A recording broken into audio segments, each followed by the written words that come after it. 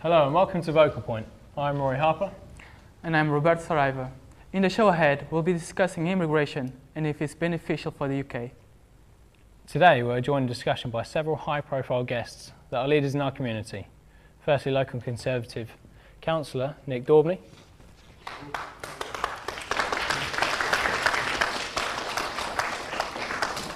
Michael Stone, a UKIP representative.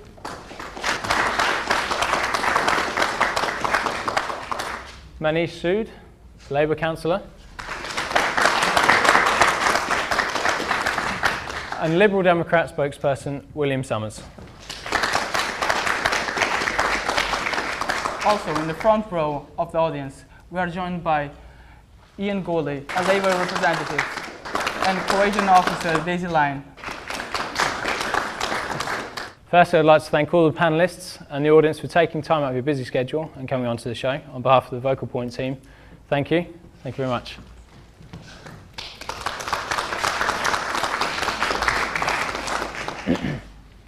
Immigration is a hot topic amongst politicians at the present time and is a mandatory part of every policy.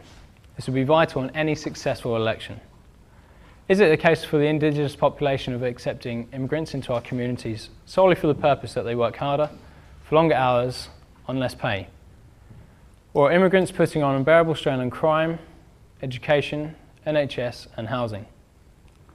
I will now introduce Anthony Barnett and Matthew Pottinger.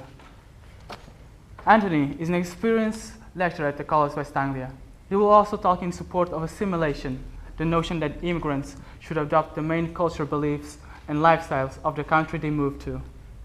Matthew is also a lecturer at College of West Anglia and will be sharing his views on multiculturalism. We are going to start with Anthony Barnett's brief opinion on assimilation.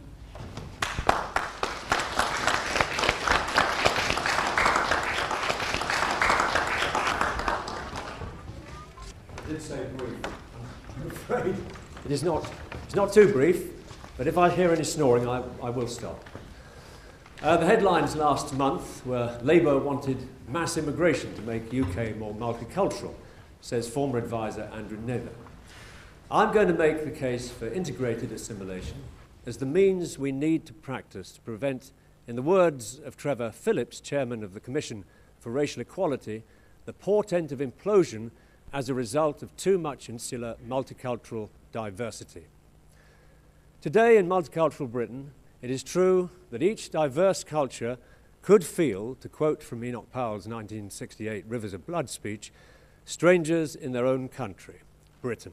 Perhaps it was colonial guilt for the sins of the fathers and land grabbing in Asia and Africa and never learning their customs and language that led to the Race Relations Act 1968, never being amended to restrict legislation that would allow for, and I quote Powell again, customs inappropriate in Britain to become dangerous and divisive elements. Thus, multiculturalism was born to post-war Britain, and assimilation and integration began to be stifled in the name of anti-racism, cultural diversity, and the politically correct. Governments contributed to the ghettoizing of new ethnic communities by geographically creating pockets of ethnicity in particular locations. First-generation immigrants who did not speak English were not encouraged to learn living and working together in factories they had no real need. Government literature was written for them in their own language. Second-generation ethnic minority children, most of them born in Britain, were encouraged to recognize their dominant culture as that of their parents' homeland.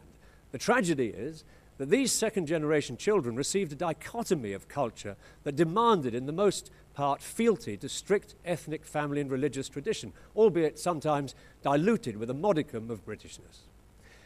It has left them, though, discontented and falling between the two stools of Britishness and otherness, as stated in the following from a research study by Ethnos into the decline of Britishness, and I quote, "Many ethnic minority participants felt that they were in between two cultures. This was most often the case with second-generation Pakistanis and Bangladeshis, who felt there were large differences between Britain and their own ethnic groups. That there is this in-between is the fault of successive British governments who have imposed a lopsided multicultural policy in the guise of anti-racism on its people." with the dramatic increase in Eastern European immigration, an adoption of Britishness and British culture must now be seen as integral for peace and harmony.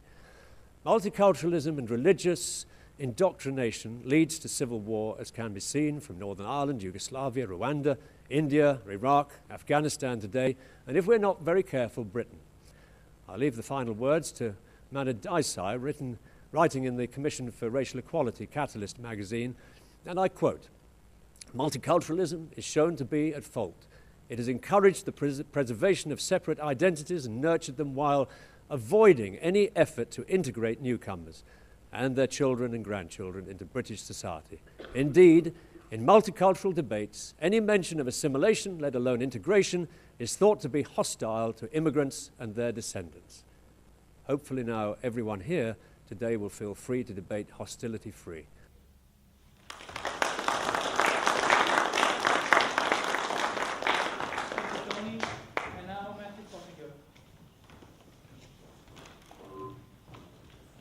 Good evening, ladies and gentlemen. Thank you to Tony there for a very eloquent delivery of what he believes assimilation means. I'm coming from the standpoint of multiculturalism. I do believe that diversity is the key, and I'll explain why. First of all, I'll give you the current definitions, or at least some of the definition I've come across of assimilation. Which is the state of being assimilated. People of different backgrounds come to see themselves as part of a larger national family, which sounds kind of good, but it's not always that case. It's also known as the social process of absorbing one cultural group into harmony with each other, or with another. I'm also going to give you the definition of homogenization, which is, I think, akin to assimilation, which is to form by blending unlike elements and to make homogeneous, to make uniform or similar as in composition or function. I'm also going to give you the definition of alienation, which often occurs in societies where assimilation is approached, and often happens to individuals who try to assimilate into a given society. Alienation is the act of alienating, or the condition of being alienated, estrangement, the state of being an outsider, or the feeling of being isolated as from society. I'm pretty sure that anybody who's come from a different background to the indigenous population may have some tales of that very thing. I'll now give you the definition of multiculturalism, which is a philosophy that recognises ethnic diversity within a society and that encourages others to be enlightened by worthwhile contributions to society by those of diverse ethnic backgrounds. The majority of British people think multiculturalism makes the country a better place, as suggested by a BBC Maury poll in 2005. The best analogy I've heard of multiculturalism is a bit like a salad.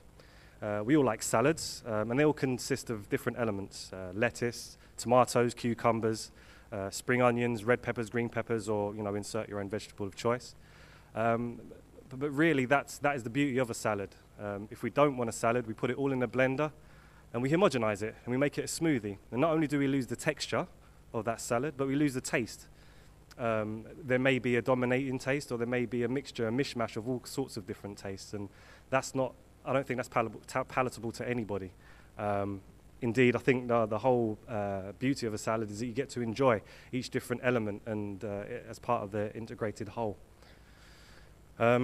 The BBC Maury poll also suggests a more confused attitude to the concept of multiculturalism. Some 62% of the national population believe that multiculturalism makes Britain a better place to live.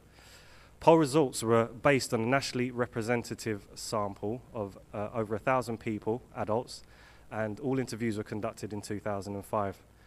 The Conservative Shadow Home Secretary David Davis said the findings about racial tolerance were extremely positive. It also showed that people did not want a multiculturalist policy where some communities are encouraged to stay separate and shun integration, he said.